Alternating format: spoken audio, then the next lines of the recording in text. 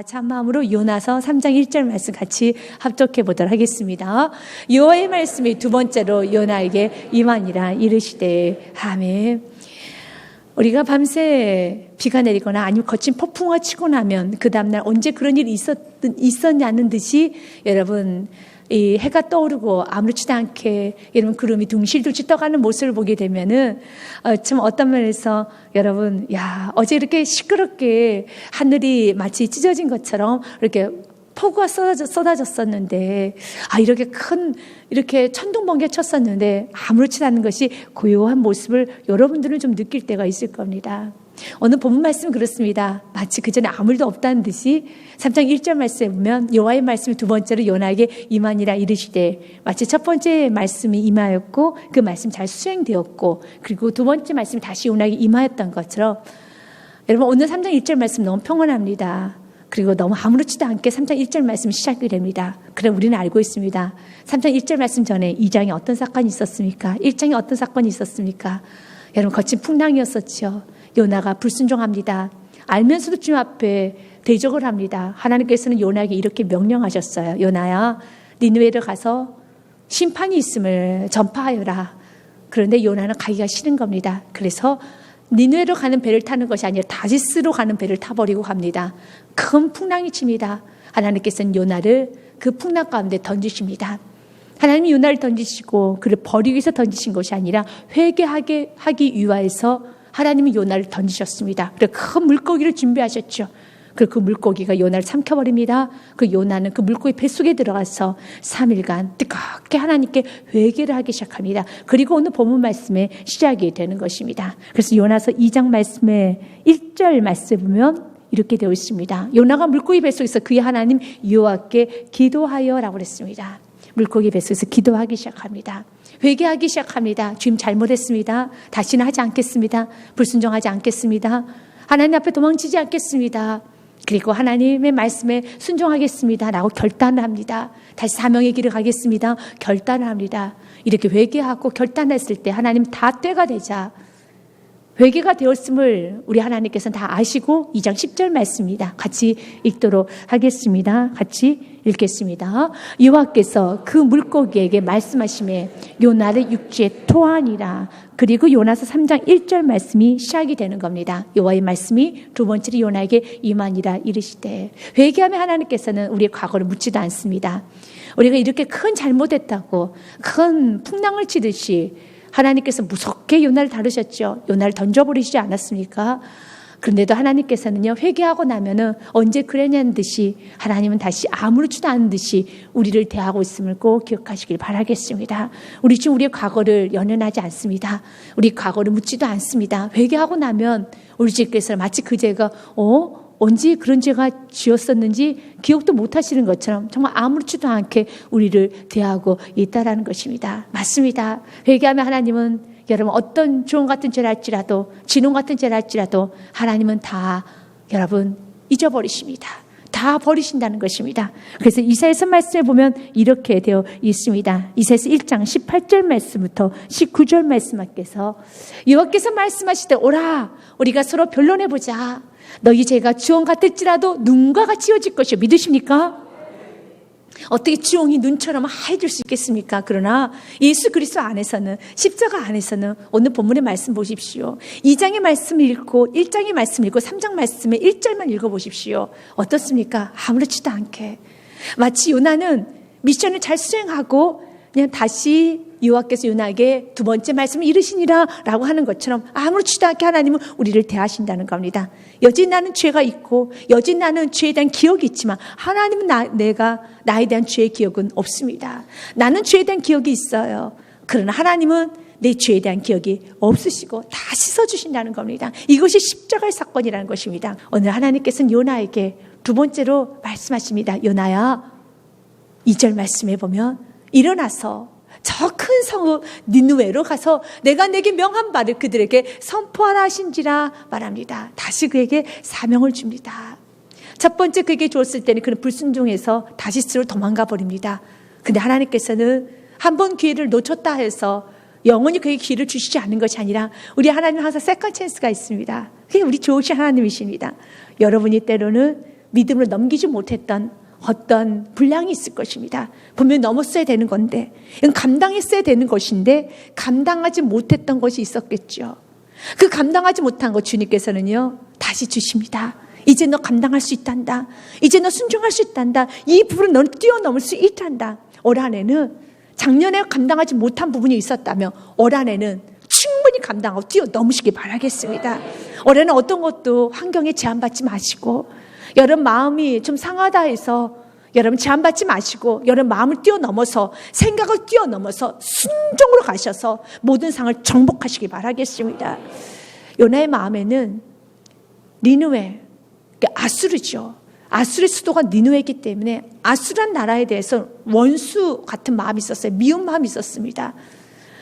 요나도 사람이기 때문에 감정이 있었어요. 미웠습니다. 그래서 그들이 돌아 회개하면서 자기와 동일한 같은 하나님의 자녀가 되는 것을 너무 싫어했었습니다. 난 싫습니다, 하나님. 이들과 같이 천국에서 같이 지내는 거 저는 싫습니다. 요나의 마음은 뒤틀어져 있었어요. 싫다라는 겁니다. 그런데 이제 요나에게 하나님은 그에게 사랑의 마음을 주시고 긍휼의 마음을 주시고 하나님 다시 사명을 주십니다. 우리에게도 하나님을 사랑하지만 마치 요나는 하나님을 사랑했어요. 그러나 니느웨 백성은 싫은 거예요. 하나님을 사랑했지만 아수르는 싫은 겁니다. 우리도 그렇죠. 하나님을 사랑하지만 나는 이 부분은 나는 용납하기 힘듭니다. 하나님 사랑하고 예배도 좋습니다.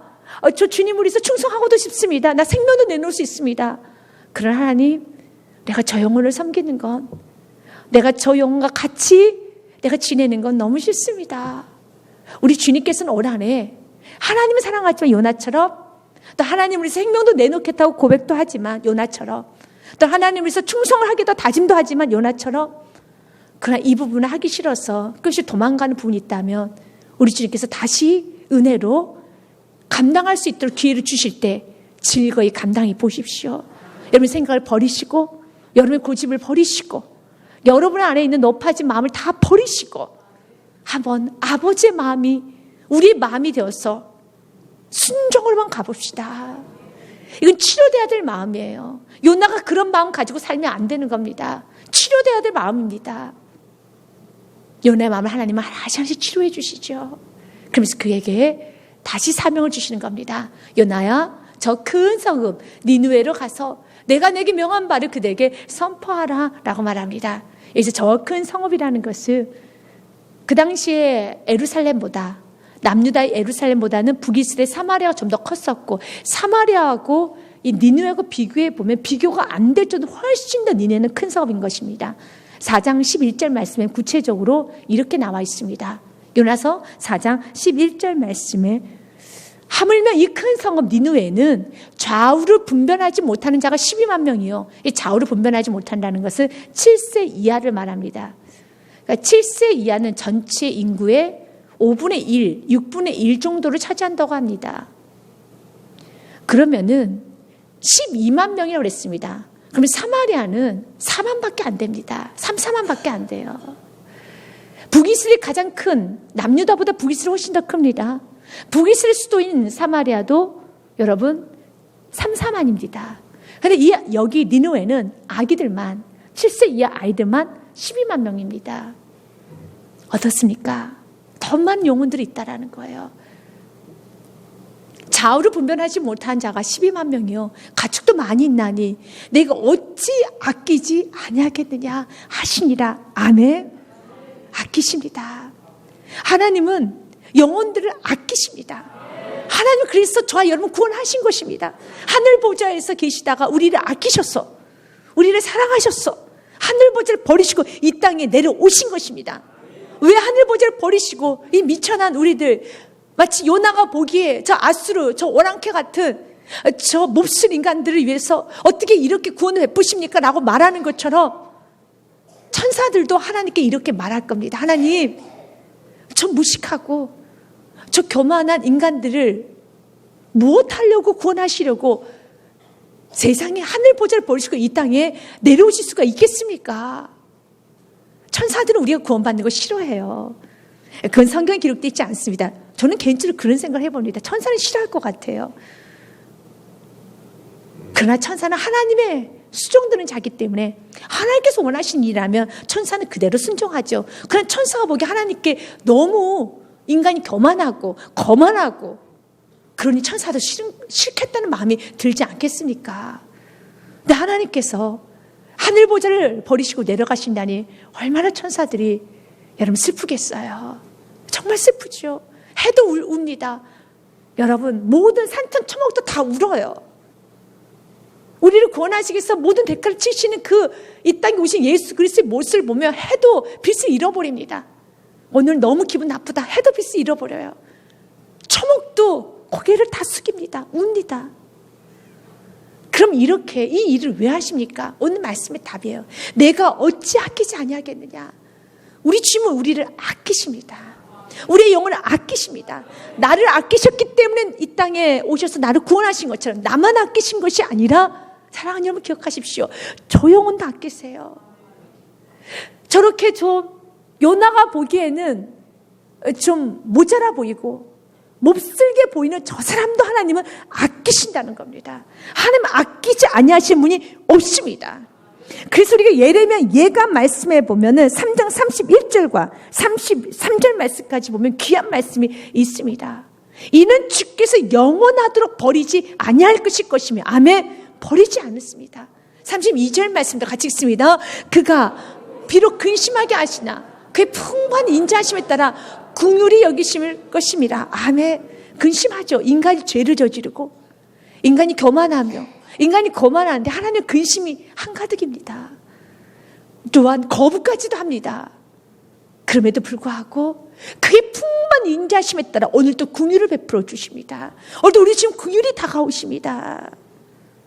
마치 그 주님의 긍휼로 요나를 살려주신 것처럼 주님의 긍휼로 니느웨 백성들을 살려주신 것처럼 주님께 관심도 갖지 아니하고 오직 세상 정욕과 이런 방탕에만 살아가던 그 영혼을 오늘 또 긍휼히 여겨주십니다. 그래서 23절 말씀에 33절 말씀을 같이 읽겠습니다. 시작. 주께서 인생으로 고생하게 하시며 근심하게 하신 본심이 아니시로다. 아멘. 인간의 죄 때문에 우리는 고생을 하는 거예요. 왜 우리가 질병의 고통을 받습니까? 왜 우리가 자연으로부터 재해를 받습니까? 왜 여러 가지 사건 사고를 경험합니까? 인간의 욕심 때문에 그렇죠. 가면 갈수록 이상한 현상들이 많이 일어나죠. 그래서 이것을 자연재해라고 하죠. 왜 자연재해가 이런 이상한 일이 일어납니까? 인간의 욕심으로 자연을 훼손하였기 때문에 우리가 심은 걸 거두고 있는 거예요. 욕심으로 심었던 걸 거두는 것이고 죄를 심었던 걸 거두는 것이고 이기적으로 살았던 걸 거두는 것입니다. 그럼 인간들은 아파하죠. 그러나 하나님의 뜻은 주께서 인생으로 고생하게 하시며 근심하게 하시면 본심이 아니시다. 결국은 이런 과정을 통해서 우리 주님은 우리가 회개하고 돌아가기를 원하고 있습니다. 회개하고 욕심의 자리를 떠나고 이기심의 자리를 떠나고 교만의 자리를 떠나고 세상 정욕과 허랑방탕의 자리를 떠나서 겸손의 자리로 여러분 사랑의 자리로 예배의 자리로 기도의 자리로 충성의 자리로 섬김의 자리로 돌아가기를 원하고 있습니다. 그러면서 하나님께서는 니느웨는 큰 성읍이야.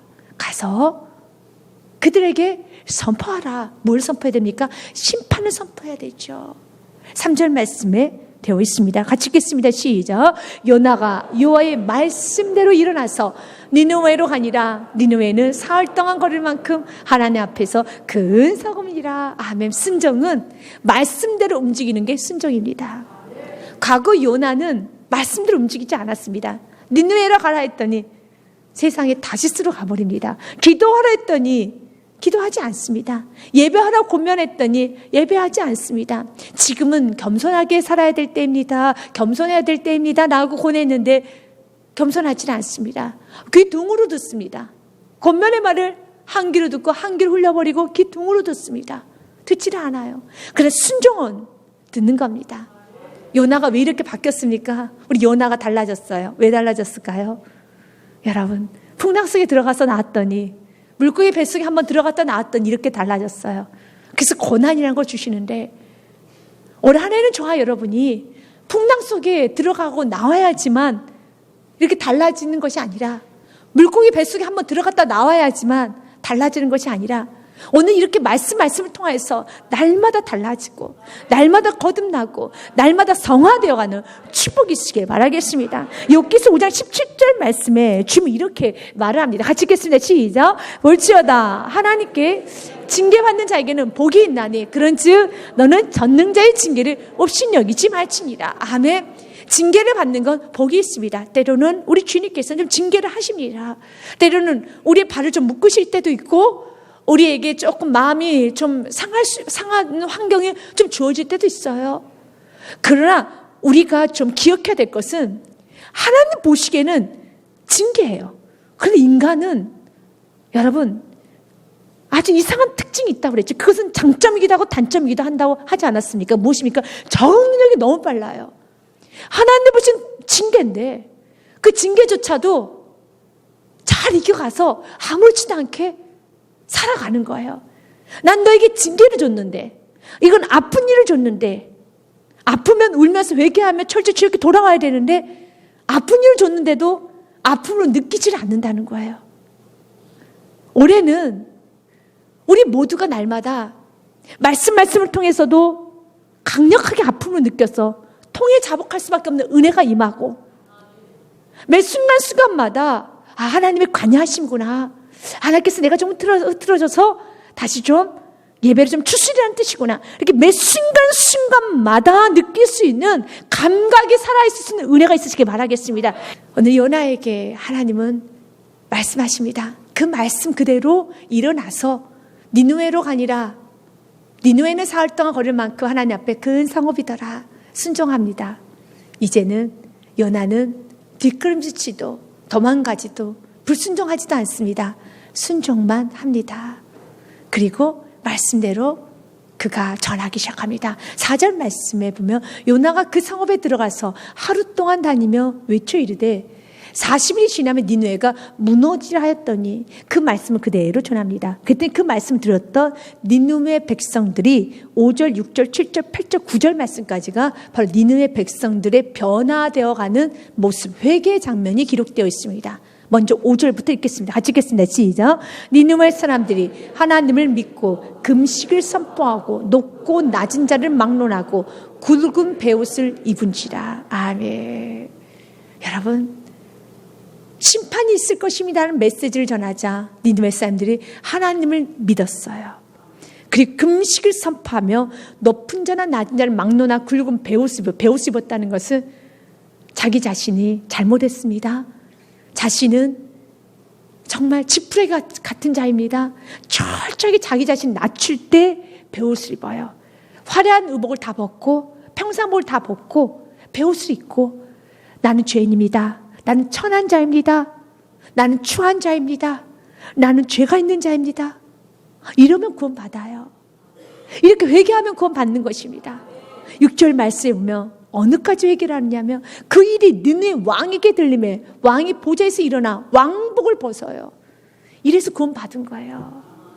사랑하는 여러분, 내가 왕복만 벗을 수 있으면 구원받습니다.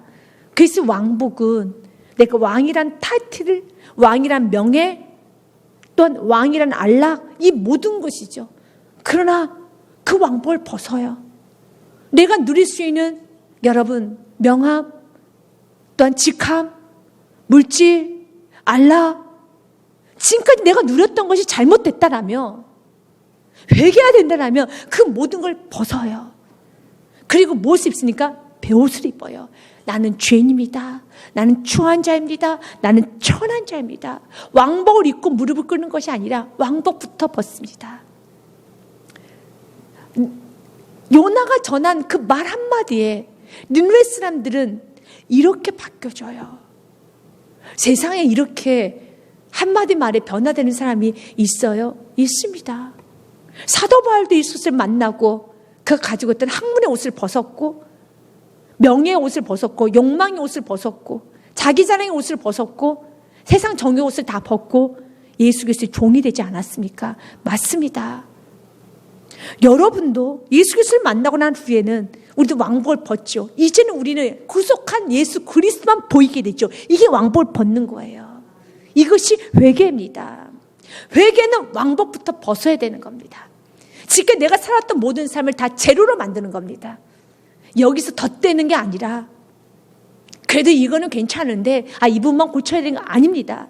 주님, 나는 죄인입니다. 이제 주인의 자리에 내려와서 철저히 종의 자리로 가는 겁니다. 신분이 바뀌는 거예요. 왕이란 그 신분에서 천한 자의 신분으로 바뀌는 겁니다. 내가 주인의 자리에서 이제는 나는 종의 위치로 바뀌는 겁니다. 그것이 회개입니다. 그래서 예수님께서 마태복음에 이런 말씀을 좀 하셨어요. 유대인들에게 하는 말입니다. 그리고 동일하게 저와 여러분에게도 하는 말이죠. 마태복음 12장 41절 말씀은 예수께서 하신 말씀입니다. 심판 때, 마지막 때에는 니느웨 사람들이 일어나서 바로 예수를 영접하지 않는 사람들을 정죄할 것이다. 왜냐하면 심판 때 니느웨 사람들이 일어나 이 세대를 정죄하리니 이는 그들이 요나의 전도를 듣고도 회개하였음이거니와 요나보다 더 큰 이가 여기 있으며라고 그랬습니다. 요나보다 더 큰 이가 누구입니까? 예수 그리스도죠. 아니, 요나의 말 한마디 듣고 저 니느웨 백성들 회개를 했는데 요나보다 더 큰 이 예수 그리스도가 전하는 그 복음을 듣고도 회개하지 않았다면 너희들은 변명 핑계할 이유가 없다는 것입니다. 누가 정죄하느냐? 니느웨 사람들이, 바로 요나서 3장에 있는 그 니느웨 사람들이 예수님을 거부한, 나는 예수님 몰랐는데요 라고 말하는, 예수님 영접하지 아니한, 회개하지 아니한 그 영혼들, 왕복 벗지 아니하고 여전히 세상 정의 옷을 그대로 입고 내 것을 그대로 취한 상태에서 예수님 만나려고 하는 그 영혼들 향해서 니느웨 사람들이 정죄할 거라는 겁니다. 예수님이 전하셨는데 이건 동일하게 유대인들에게 하는 말이고 우리에게도 하는 말입니다. 한마디 전했어요. 오늘 본문 말씀에 보면은 요나가 니느웨 사람들에게 한마디 전하죠. 요나가 그 성읍에 들어가서 하루 동안 다니면서 이르되 40일이 지나면 니느웨가 무너지리라. 그 한마디에 일단 하루 전했습니다. 하루 전하고 그 한마디 앞에 전체가 다 회개를 해요. 전체가 회개를 합니다. 이것이 말씀의 강력함입니다. 우리가 많은 말씀 듣죠. 우리 이런 모든 말씀 들을 수 있는 은혜지만 이 말씀 앞에서 여전히 우리가 강해져 있다면, 여전히 우리가 완고해져 있고 부드러워지지 않았다면, 회개하지 못하고 있다라면 니느웨 사람들이 일어나서 나를 정죄할 거라는 겁니다. 어떻게? 이런 신구약의 말씀을 듣고 너희들은 회개하지 아니할 수 있겠느냐? 어찌 삶이 변화되지 아니할 수 있겠느냐? 수많은 하나님의 살아계심에 대한 말씀을 들었으며 예수님이 이 땅에서 어떻게 사셨음을 알며 또 예수님께서 어떻게 우리 보고 살라라고 말씀하셨고 또 그렇게 살지 않았었을 때 저주받았던 많은 사건에 대해서도 너희들이 알면서도 예수만이 길이라는 것을 분명히 알면서도 예수만이 길 삼고 살지 못하고 살아가고 있다라면 니느웨 사람들이 우리를 정죄할 것이라는 겁니다. 오늘 그들은 회개를 하게 되죠. 그래서 하나님, 내가 하나님 말씀을 들을 때 니느웨 사람들 같은 그런 심령이 되게 하여 주시사 하나님 말씀을 듣자 하나님 곧바로 회개할 수 있는, 오늘 하루 입었던 또한 세상의 옷을 또 벗어낼 수 있는, 우리 예수님께서도 말씀하셨잖아요. 너희가 이미 목욕을 하였으면 날마다 발을 씻어야 되는 것처럼 우리가 오늘 하루의 삶을 살아가면서 우리가 또 입었던 욕심의 옷들을, 또 우리가 또 걱정 근심의 옷들을, 우리 안에 있는 불안과 두려움의 옷들을, 우리 안에 있는 여러 가지 조급함의 옷들을 날마다 말씀을 들으면 하루를 넘기는 것이 아니라 벗어버려야죠. 예수님이 나에게 말씀하신 그 말씀을 듣고 내가 벗지 못한다면 요나가 전하는 게 아니에요. 지금 우리는 마치 하나님과 직통으로 우리는 이 말씀을 듣고 있어요. 거쳐 들을 게 없습니다. 이 말씀을 듣고도 우리가 옷을 벗지 못하고 있다면 니느웨 사람들이 우리를 정죄할 것이다 라고 말합니다. 그러면서 니느웨 왕은 그 소리를 듣자 왕이 보좌에서 내려옵니다. 보좌에서 일어나 왕복을 벗고 굵은 베옷을 입고 어디에 앉으냐면 왕의 보좌에서 내려와서 제위에 앉습니다. 제위에 앉는다는 것은 난 죄인입니다. 왕은 그렇게 할 수가 없어요. 그런데 왕이 그렇게 하니 왕을 따르는 모든 백성 다 제위에 앉아요. 그래서 먼저 믿는 자는 참 축복과 특권은 또 가정의 지도자, 뭐 아버지, 또 어머니, 또한 여러분 좀 어른, 내가 부모라는 특권, 내가 어른이라는 특권은 내 자녀들에게 좋은 믿음의 유산을 남길 수 있는 귀한 특권이 있어요. 왕이 왕복을 벗고 제위에 앉으니 자녀들이 제위에 앉지요. 자녀들도 옷을 벗기 시작하지요. 그래서 부모부터 벗어야 돼요. 오늘 니네 왕이 왕복을 벗고 굵은 베옷을 입고 제위에 앉으니라. 7절과 8절 말씀에 왕과 그의 대신들이 조소를 내려 니느웨에 선포하여 이르되 사람이나 짐승이나 소떼나 양떼나 아무것도 입에 들이지 말지니 곧 먹지도 말 것이요 물도 마시지 말 것이며 짐승조차에게도 금합니다. 짐승 너희들도 회개해. 너희들도 금해. 그러면서 8절 말씀에 같이 읽겠습니다. 시작. 사람이든지 짐승이든지 다 굵은 베옷을 입을 것이요 힘써 하나님께 부르짖을 것이며 각기 악한 길과 손으로 행한 강포에서 떠날 것이니라. 아멘. 힘써 하나님께 부르짖자. 무슨 옷을 입고요? 왕복이 아닌 베옷을 입고. 베옷의 상징 내가 죄인입니다로 고백하는 겁니다. 내가 죄인입니다 고백하며 주님께 힘써 부르짖자. 이게 회개예요. 회개가 무엇인지를 정확하게 보여주는 겁니다. 회개는 여러분 내가 지금까지 살았던 내 모든 익숙했던 모든 것을 벗어버리고 그리고 힘써 주님을 찾는 겁니다. 죽을 힘을 다해 찾는 겁니다. 하나님은 니느웨 사람들을 긍휼히 여겨주셨어요. 이렇게 그들 회개할 수 있는 것도 아버지의 은혜인 겁니다. 회개는 이렇게 힘써서 부르짖고 싶어도 부를 수 없는 게 우리 인간이죠. 그러나 하나님께서는 니느웨 백성들에게 은혜를 부어주셨고 그 은혜 통로로 하나님이 요나를 삼아 주신 것입니다. 우리 아버지의 뜻을 잘 아는 귀한 말씀이 있습니다. 에스겔서 말씀. 이것은 저와 여러분에게도 하는 말씀입니다. 같이 33장 11절 말씀 같이 읽겠습니다. 너는 그들에게 말하라. 주 여호와의 말씀이니라. 나의 삶을 두고 맹세하노니 나는 악인이 죽는 것을 기뻐하지 아니하고 악인이 그의 길에서 돌이켜 떠나 사는 것을 기뻐하노라. 이스라엘 족속아 돌이키고 돌이키라. 너희 악한 길에서 떠나라. 어찌 죽고자 하느냐 하셨다 하라 하매 우리 하나님은 우리가 돌이키고 우리가 다시 회복되는 걸 너무 기뻐하십니다. 다시 말해서 주님께서 우리가 돌이키를 기뻐한다는 말은 다른 말로 하면 하나님 우리를 용서해 주시기를 원하시고 바라시고 기다리고 계시고 하나님 가장 원하는 건 우리에게 용서해 주시는 거예요. 지금도 용서하시기 위해서 당신의 그 보혈의 피를 여러분 쏟아붓기 위해서 어마어마하게 준비를 해놓으셨어요. 누구든지 주님 내가 잘못했습니다. 베옷을 입고 입술로 내가 죄인입니다 고백할 때 주님께서는 하늘의 보좌의 문을 열어지사 보혈의 피를 쏟아부어 주세요. 심령에 쏟아부어 주시고 가정에 쏟아부어 주시는 겁니다.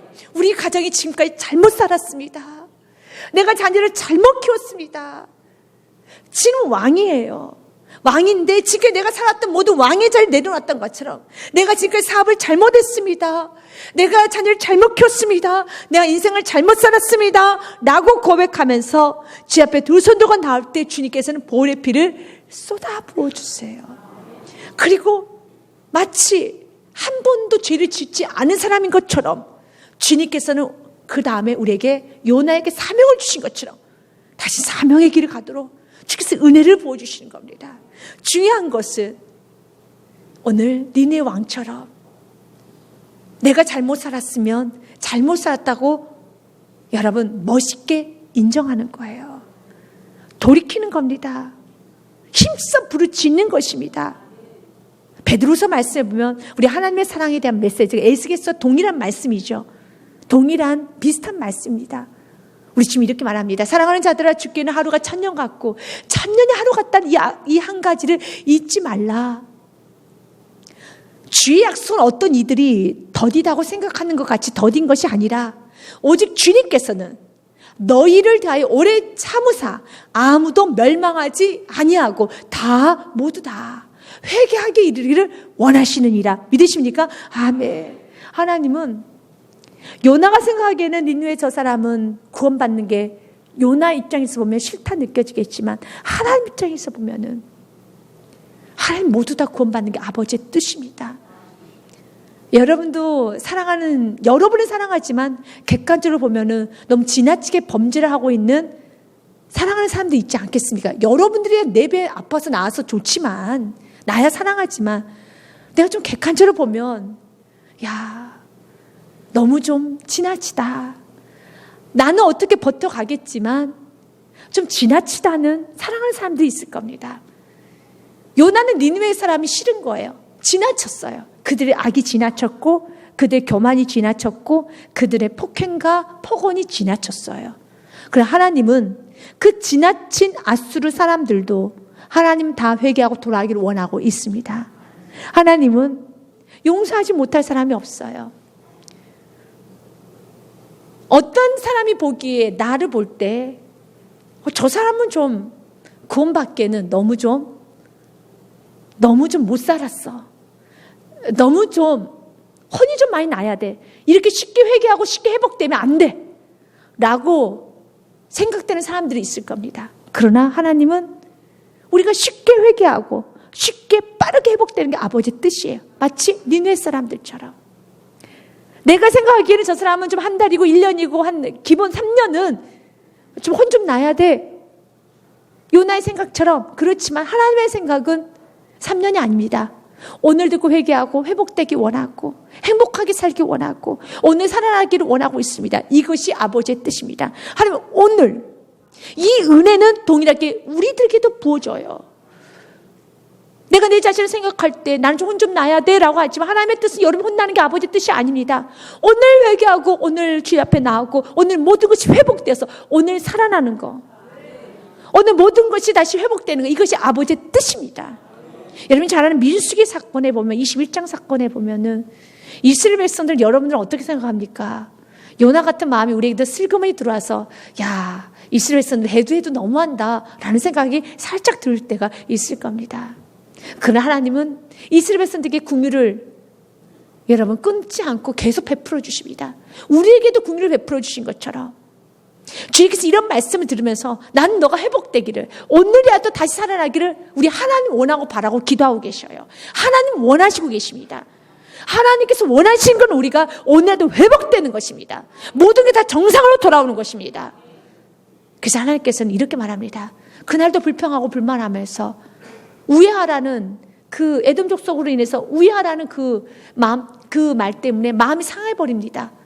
백성이 호르산에서 출발해 홍해길을 따라 에돔 땅을 우회하려 하였다가 길로 말미암아 백성이 마음이 상하니라. 그래서 백성이 하나님과 모세를 향하여 원망합니다. 어찌하여 우리를 애굽에서 인도하여 내어 이 광야에서 죽게 하는가? 이곳에 먹을 것도 없고 물도 없도다. 우리 마음이 이 하찮은 음식을 싫어하노라 하며 이 하찮은 음식은 무엇이냐면 만나를 말합니다. 광야에서 하늘에서 만나가 떨어졌잖아요. 그 만나를 보면서 지겹다라는 거야. 하찮은 음식. 이거는 좀 좋게 표현한 것이지 이 많은 불평과 입에 담지 못할 여러분 저주스러운 말을 쏟아내버렸어요. 이스라엘 백성은 이렇게 살면 안 되는데요. 그럼에도 불구하고 하나님은 그들을 긍휼히 여겨주십니다. 모세를 통해서 그들의 긍휼이 임했습니다. 그래서 하나님께서 이렇게 말합니다. 모세에게 여호와께서 말씀합니다. 여호와께서 모세에게 이르시되 불뱀을 만들어 장대 위에 매달아라. 물린 자마다 그것을 보면 살리라. 아멘. 이게 말씀이에요. 그러면 이대로 하면 살아납니다. 9절 말씀 같이 읽습니다. 시작. 모세가 놋뱀을 만들어 장대 위에 다녀 뱀에게 물린 자가 놋뱀을 쳐다본 즉 모두 살더라. 아멘. 쳐다보면 삽니다. 주님께서는 놋뱀만 쳐다보면 살리라 말씀하셨고 쳐다보면 삽니다. 내가 왕복을 벗고 오늘 내가 익숙했던 모든 삶을 다 벗어버리고 날마다 제 옷을 입듯이 배옷을 입듯이 주께서 원하시는 옷을 입고 예배 옷을 입고 기도의 옷을 입고 감사의 옷을 입고 기쁨의 옷을 입고 찬양의 옷을 입고 내가 날마다 하루하루 내가 살아갈 때 살아납니다. 모든 게 다 살아납니다. 그러면은 살리라. 말씀 그대로요. 노뱀을 쳐다본 중 모두 살더라. 이게 성경에 기록되어 있잖아요. 여기 교우님들 중에서도 말씀 그대로 붙잡고 살아난 가정들이 너무 많습니다. 살아난 인생이 너무 많습니다. 그러나 동일하게 이 말씀을 듣고도 한편으로는 의심, 또 한편으로는 입었다 벗었다 해서 갈등 가운데 살아난 것 같지만 여전히 살지 못하는 그런 가정들도 있습니다. 살아나십시오. 살아날 수 있는 길은 쳐다보면 살아납니다. 오늘 이들처럼 회개하면 살아납니다. 다 살아났어요. 이들처럼만 회개하면 됩니다. 이들처럼 배옷을 입으면 됩니다. 왕의 자리 내려와서 지금까지 내가 살았던 모든 자존심, 내 모든 욕심, 내 생각 다 벗어버리고 왕의 보좌 내려오는 거 어렵죠. 그러나 또 내려오면 어렵지도 않습니다. 죽겠는데요. 살고 봐야 되지 않겠습니까? 내려와야죠. 지금까지 여러분이 살아왔던 여러분 삶에 실패를 하셨다라면 과감하게 인생의 노선을 바꿔야 되는 거예요. 과감하게 바꾸셔야 되는 겁니다. 여전히 바꿀까 말까 고민하는 것이 아니라 과감하게 바꾸세요. 과감하게 바꾸셔서 주님의 뜻대로 한번 가보십시오. 놀라운 역사가 일어남을 믿으시길 바라겠습니다. 과감하게 바꾸셔야 되는 겁니다. 이들이 과감하게 바꾸잖아요. 이게 용기고 이것이 멋진 인생이에요. 인생은 이렇게 살아야 되는 것입니다. 그들에게 말합니다. 사람이든지 짐승이든지 모두 다 굵은 베옷을 입을 것이요 힘써 하나님께 부르짖을 것이며 각기 악한 길과 손으로 행한 강포에서 떠날 것이라. 지금까지 악하게 살았다면 손으로 범죄한 것, 입으로 범죄한 것 모든 것을 떠나라는 겁니다. 이게 회개입니다. 회개는 죄의 자리를 떠나는 거예요. 내가 익숙했던 생활 패턴을 떠나는 겁니다. 내가 불평을 했다면, 내가 불만했다면, 욕심 부리고 살았다면, 내가 먼저 그랬나 그렇고 하지 않았다면 이 모든 걸 다 버리고 말씀대로 사는 겁니다. 강포에서 떠나는 것입니다. 악에서 떠나는 것이 회개입니다. 그러면 살아납니다. 9절 말씀에 그런데 마지막 이 말씀이 하나님 마음을 너무 감동시킨 말씀입니다. 우리도 이런 고백을 해야 됩니다. 같이 하겠습니다. 시작. 하나님이 뜻을 돌이키시고 그 진노를 그치사 우리가 멸망하지 않게 하시리라. 그렇지 않을 줄 누가 알겠느냐 한지라. 나 회개했으니 하나님은 당연히 나를 용서해 주셔야 되지요 라고 말하는 것이 아니라 회개는 우리가 하지만 용서는 하나님께 맡기는 겁니다. 그러니까 하나님께 나 회개했으니 이렇게 베옷도 입었죠. 내가 왕의 자리에 내려왔지요. 그럼 하나님은 당연히 그에 대한 마땅한 대우를 해 주셔야 됩니다 라고 하나님을 엇박하는 성도가 아니라 하나님의 뜻이라면 저는 힘써 부르짖겠습니다. 하나님의 뜻이라면 해 주시옵소서. 당연히 요구하는 것이 아니라 주님께서 뜻을 돌이키시고 그 진노를 그치사 우리가 멸망하지 않게 하시리라. 그렇지 않을 줄 누가 알겠니? 그건 하나님의 소관이야. 행위를 내세우지 않았다는 거예요. 내가 회개했다라는 자신의 행위와 자신의 공로를 내세우는 것이 아니라 이건 아버지의 뜻이지. 참 너무 예쁜 마음이죠. 다니엘도 이런 마음을 가졌습니다. 다니엘서의 말씀에 9장 18절 말씀에 이렇게 고백합니다. 우리 같이 천천히 읽도록 하겠습니다. 나의 하나님이여 귀를 기울여 들으시며 눈을 떠서 우리의 황폐한 상황과 주의 이름으로 일컫는 성을 보옵소서. 우리가 주 앞에 간구하는 것은 우리의 공의를 의지하는 것이 아니요 주의 큰 공의를 의지하여 합니다. 아멘. 주님 보십시오라고 하면서 주님 이렇게 우리가 기도했으니까 주님 이렇게 해주십시오가 아니에요. 다니엘이 뭐라고 기도합니까? 주님 우리가 기도했던 시간을 의지해서 나가는 것이 아니라 그래도 저 믿음으로 살았잖아요. 저 그래도 저 사자굴에서도 예수님 부인하지 않았습니다. 아시지 않습니까? 그런 말 하지 않아요. 주의 큰 공의를 의지합니다. 하나님은 이런 다니엘을 축복하십니다. 니느웨 백성들의 마음이 어떻습니까? 우리는 힘써 부르짖을 것이다. 그러나 용서를 하시고 하시지 않는 것은 아버지의 뜻이야. 이걸 가지고 우리가 논할 부분은 아니란다. 멋지죠? 우리 교우님들이 이런 하나님 앞에 겸손함을 가져야 되는 겁니다. 내가 했다는 자신의 공의를 행위를 내세우는 어리석은 인생이 아니라 큰 긍휼을 의지하고 내세울 수 있는 주님은 긍휼의 하나님이십니다. 오늘도 나에게 긍휼을 베풀어 주시옵소서. 긍휼을 내세울 수 있는, 긍휼을 붙들 수 있는, 긍휼의 말씀을 사모할 수 있는 은혜가 있으시기 바랍니다. 시편 말씀을 보면 117편 2절 말과 시편 40편 말씀에 이렇게 되어 있습니다. 같이 시편 117편 말씀 2절 말씀 같이 읽겠습니다. 우리가에게 향하신 여호와의 인자하심이 크시고 여호와의 진실하심이 영원하미로다. 할렐루야. 아멘. 이 말씀 붙들라는 거예요. 자신의 행위를 내세우는 것이 아니라 주님 우리에게 향하신 여호와의 인자하심 너무 크십니다. 감사합니다. 주님의 진실하심 영원하십니다. 할렐루야 하며 외쳐야 된다는 것입니다. 우리 주님의 인자와 긍휼은 넘쳐납니다. 아침마다 새로움을 믿으시길 바라겠습니다. 에레미야 33장 2절과 3절 말씀으로 오늘 모든 말씀을 마무리하도록 하겠습니다. 같이 읽겠습니다. 여호와의 인자와 긍휼이 무궁하심으로 우리가 진멸되지 아니합니다. 같이 읽겠습니다. 이것들이 아침마다 새로우니 주의 성실하심이 크시도소이다. 아멘. 아침마다 새로워요. 어제도 충분히 긍휼이 있었죠. 그러나 오늘 또 충분히 긍휼이 있어. 오늘 수요일까지 오시지 않았습니까? 기대하십시오. 내일도 긍휼이 있습니다. 아침마다 주면 긍휼이 넘치시고 아침마다 새로우셔서 주의 성실하심이 크시도소이다. 아멘. 우리 주님께서는 아침마다 우리에게 다가오셔서 인자와 긍휼을 베풀어 주십니다. 날마다 니느웨 사람들처럼 또 요나처럼 회개해서 이제는 순종의 자리로, 니느웨 사람들처럼 회개해서 이제 결단과 순종의 자리로 날마다 갈 수 있는 복의 복이 여러분 삶에 충만하시길 주님의 이름으로 축복드립니다. 주께 말씀 드리겠습니다.